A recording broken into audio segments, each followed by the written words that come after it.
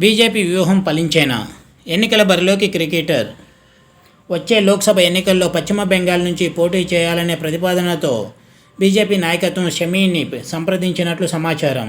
వచ్చే లోక్సభ ఎన్నికల్లో బెంగాల్ నుంచి స్టార్ క్రికెటర్ మహమ్మద్ షమీని నామినేట్ చేసే అవకాశాలపై బీజేపీ ఆలోచిస్తుందని సంబంధిత వర్గాలు జాతీయ మీడియాకు తెలిపారు.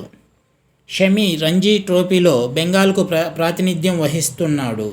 ఈ ప్రతిపాదనతో బీజేపీ అధినాయకత్వం షమీకి చేరువైనట్లు సంబంధిత వర్గాలు తెలిపాయి.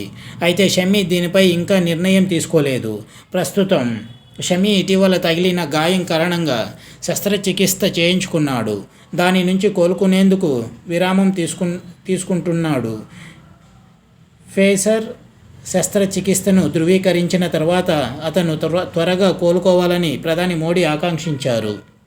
గాయం కారణంగా వన్డే ప్రపంచ కప్లో షమీ ఆడలేకపోయాడు. అతను 7 మ్యాచ్ల్లో 10.70 సగటు మరియు 12.20 స్ట్రైక్ రేటుతో 24 వికెట్లు తీయడం ద్వారా జట్టును ఫైనల్కు చేరుకునేందుకు సహాయపడ్డాడు. ఆస్ట్రేలియాతో జరిగిన ప్రపంచ కప్ ఫైనల్స్లో ఓడిపోయిన తర్వాత ప్రధాని టీంని వ్యక్తిగతంగా కలుసుకొని వారిని ఓదార్చారు. టోర్నీలో మహమ్మద్ షమీ సంచలన ప్రదర్శన చేశాడని కొనియాడుతూ అతడిని ఆప్యాయంగా ఆలింగనం చేసుకున్నారు.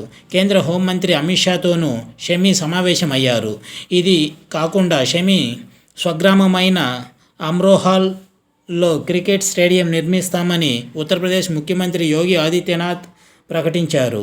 పశ్చిమ బెంగాల్లో జరగనున్న లోక్సభ ఎన్నికలకు షమీని అభ్యర్థిగా ప్రతిపాదించారని, చర్చలు సానుకూలంగా ఉన్నాయని బీజేపీ వర్గాలు తెలిపాయి. షమీని రంగంలోకి దింపడం బెంగాల్లోని మైనార్టీల ప్రాబల్యం ఉన్న నియోజకవర్గాలలో పార్టీ విజయాన్ని సాధించడంలో సహాయపడుతుందని బీజేపీలో అంతర్గత చర్చలు సూచిస్తున్నాయి. షమీని బషీర్హత్ లోక్సభ నియోజకవర్గం నుండి పోటీకి దింపడంపై బీజేపీ దృష్టి సారిస్తోంది. బషీర్హత్ సరిహద్దుల్లోని సందేశ్ ఖాళీ గ్రామంలో ఇటీవల హింసాకాండ చోటు చేసుకోవడంతో వార్తల్లో నిలిచింది. ఇది వ్యూవర్స్. బీజేపీ పార్టీ తరఫు నుండి బెంగాల్లో షమీ ఎంపీ ఎలక్షన్లో నిల్చున్నాడనమాట.